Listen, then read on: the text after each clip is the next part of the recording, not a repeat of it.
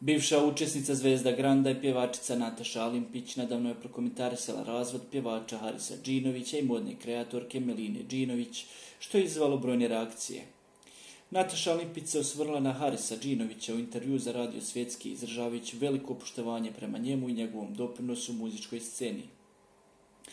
Haris potiče iz jedne divne akademske porodice, on je gospodin koji je veliki trag ostavio na našoj javnoj sceni. Čast je imati takvog muža, ja to tražim ceo život. Želim mu svu sreću, želim da ga život i srećom časti, rekla Alimpićeva. Ova izjava brzo je privukla pažnju medija i javnosti, a mnogi su komentarisali Alimpićkine riječi, hvaleći njenu iskrenost i poštovanje prema Harisu Džinoviću. Ubrzo nakon toga, Haris Džinović se oglasio povodom komentara Nataše. U izjavi za Blic Haris je izrazio zahvalnost, iako nije znao ko je Nataša Alimpić. Nemam pojma ko je to, ali hvalio je na lijepim željama i lijepim riječima.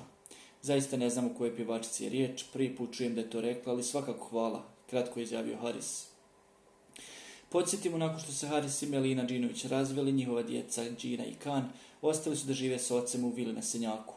Razvod jednog od najpoznatijih parova na našoj sceni izvao je veliku pažnju javnosti, a komentari poput Natašne samo dodatno doprinose interesovanju za njihov život posle razvoda. Razvod Harisa i Meline nastavlja da bude tema razgovora, a iskrene riječi podrške poput onih koje je iznijela Nataša Alimpić ukazuju na poštovanje koje javne ličnosti imaju prema Harisovom doprinosu muzici i kulturi.